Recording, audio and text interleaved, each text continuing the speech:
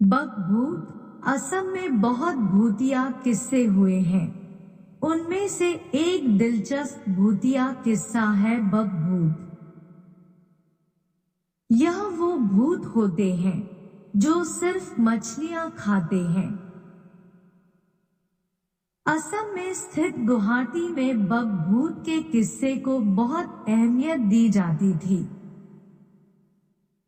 कई साल पहले मैं दिवाली की छुट्टियों में गुवाहाटी अपनी नानी से मिलने गई थी। नानी गुवाहाटी के एक छोटे से गांव में रहती थी, जहां बहुत सारे तालाब थे। मैं गांव के बाकी बच्चों के साथ अक्सर पास के तालाबों में मछलियां पकड़ने की कोशिश करती थी। शाम होते ही नानी मुझे घर बुला लेती, क्योंकि वहां बकभूत का आतंक फैला हुआ था। इस बात से अनजान मैं एक रात अकेले ही नानी की नजरों से बच के पास के तालाब में जाने लगी। मैंने अपने साथ के बाकी बच्चों को भी बुलाया, पर सबने मुझे वापस घर जाने को कहा। मेरे पूछने पर भी किसी ने कुछ नहीं बताया, तो मैं अपनी ही मस्ती में तालाब तक चली गई। तालाब के किनारे मैंने देखा कि एक आदमी बड़े अजीब तरह से मछलियां खा रहा था।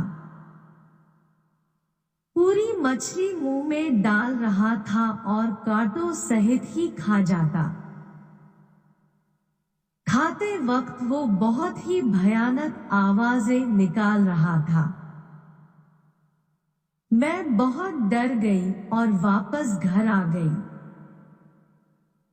मुझे घर में आती देख नानी ने पूछा, इतनी रात कहां से आ रही हो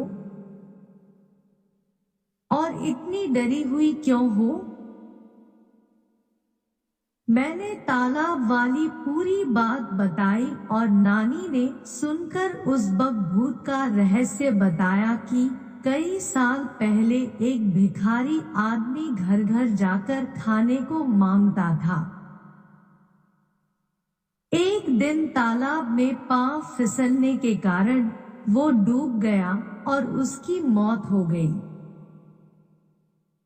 तब से रोज रात को उसकी आत्मा तालाब के किनारे मछली खाते हुए गांव वालों को नजर आती थी और इसलिए उसे सब बकभूत कहते हैं।